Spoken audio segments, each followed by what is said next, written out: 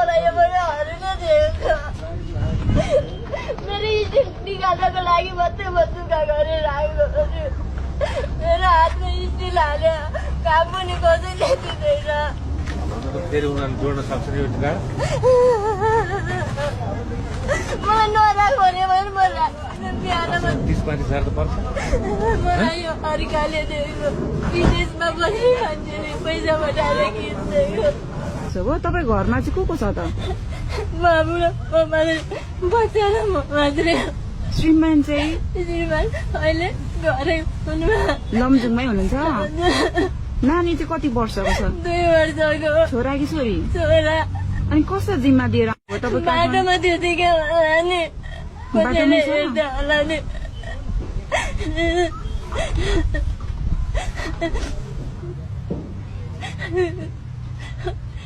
बच्चा म आजदेखि आउँदिनँ नि मलाई आज यो लान दिदी के राख्नुहुन्छ तपाईँ गाडामा चाहिँ? चपटे पानी मात्रै हो अनि पानी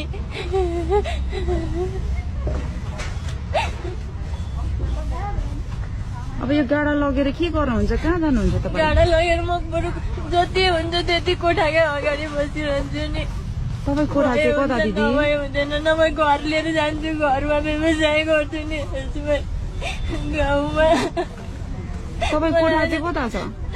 कोठा थापाथलीमा थापाथलीमा। सुकुम्बासी टोलमा मेरो हेर्नु न यस्तो भाँच्यो र स्टिल छ यहाँबाट कति दुख्छ मलाई के भएर भाँचेको दिदी? गाडी एक्सिडेन्ट मलाई आज यो लान दिनुभयो भने म अबदेखि कहिले त्यो रोडमा आउँदिनँ मलाई आज एकदिनमा छोड्नु दिनु न बाटोमा कति पिछो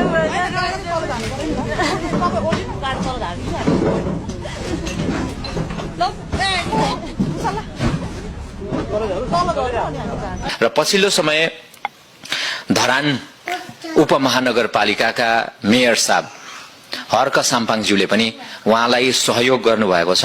उहाँले 1 महिनाको तलब भनेर 50,000 रुपैयाँ पठाउनु भएको छ। त्यो रकम पनि मसँगै छ। म त्यो रकम पनि म उहाँलाई हस्तान्तरण गर्नेछु शर्मिला तामाङजीलाई।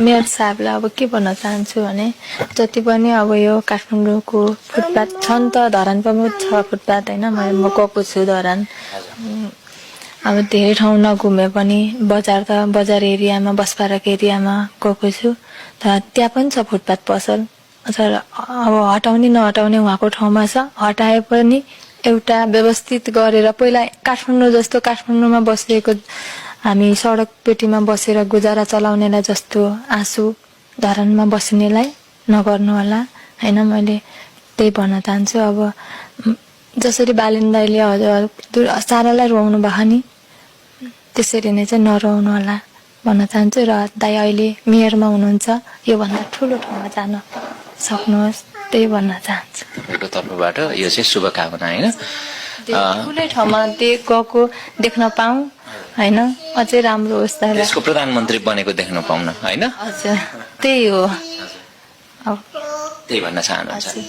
हुन्छ हाम्रो तर्फबाट पनि धरानका मेयर साहब हर्क साम्पाङज्यूलाई एकदमै धेरै धेरै धन्यवाद दिन चाहन्छौँ। उहाँको पीडा देखेर उहाँको पीडामा उहाँको घाउमा मलम लगाउने कोसिस गर्नु भएको छ र हाम्रो तर्फबाट पनि धरानका मेयर साहब हर्क साम्पाङज्यूलाई धेरै धेरै धन्यवाद दिन चाहन्छौँ। उहाँले खास गरी हाम्रो शर्मिलाजीको जुन घाउ छ त्यसमा मलम लगाउने कोसिस गर्नुभएको छ। उहाँको पीडालाई अलिकति शान्त बनाउने कोसिस गर्नुभएको छ। उहाँले आफ्नो 1 महिनाको तलब 50,000 रुपैयाँ पठाउनु भएको छ र उहाँलाई हामीले हस्तान्तरण पनि गरिसकेका छौँ।